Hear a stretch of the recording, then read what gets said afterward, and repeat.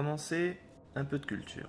La cryptozoologie désigne la recherche des animaux dont l'existence ne peut pas être prouvée de manière irréfutable. Ces animaux sont appelés cryptides. Parlons d'un cryptide assez connu, le chupacabra. Cette créature fait partie de la culture populaire de l'Amérique latine.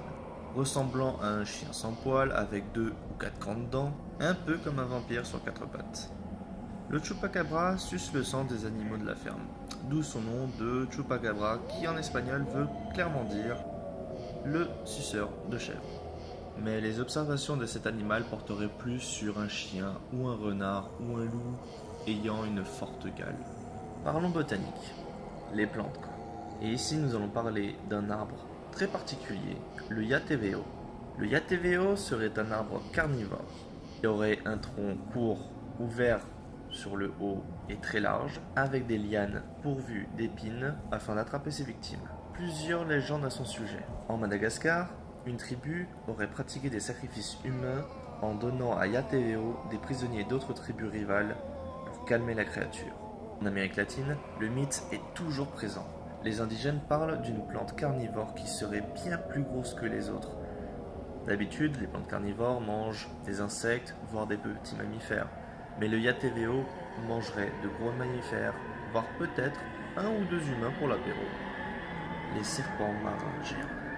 Dans plusieurs cultures ou mythes, les serpents marins tuent, que ce soit pendant l'ère des explorations, navigateurs intrépides, ou dans les vieux mythes nordiques ou d'autres cultures.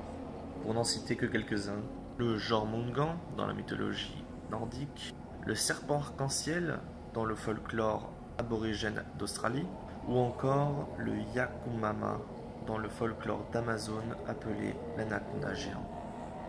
L'île aux tortues. Non, pas celle-ci. Plutôt l'île tortue.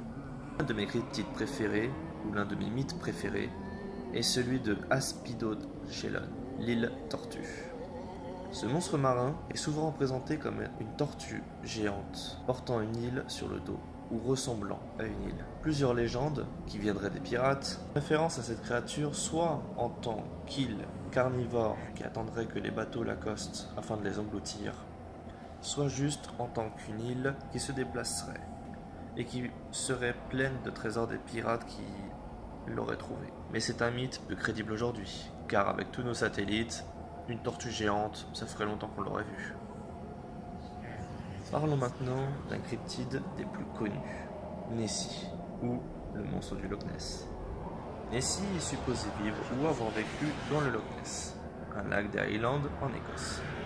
C'est l'une des créatures les plus connues. Dans la culture populaire, dans les dessins animés, les jeux vidéo, on voit Nessie partout. Mais c'est aussi l'un des cryptides les plus controversés. Il y a de milliers de canulars et de fakes. Mais si l'on oublie les récents témoignages, il y a des témoignages qui remontent jusqu'en 565 après Jésus-Christ. Et pendant plus de 1000 ans, témoignages locaux de la créature ou des créatures, car oui, des témoignages parleraient de plusieurs créatures dans les eaux du Loch Ness pendant des années. Alors fake, canular, ou espèce éteinte aujourd'hui mais qui a pu exister dans le passé, certains penchent pour cette hypothèse, mais il faut encore des preuves. Alors, pour les cryptides, canular, monstre surnaturel, espèce à découvrir ou éteinte, à vous de faire votre opinion. Merci à toutes et à tous. Réagissez dans les commentaires si vous voulez partager votre opinion, des histoires ou un cryptide que vous aimez bien. N'oubliez pas le petit pouce bleu et partagez si ça vous a plu. Ciao.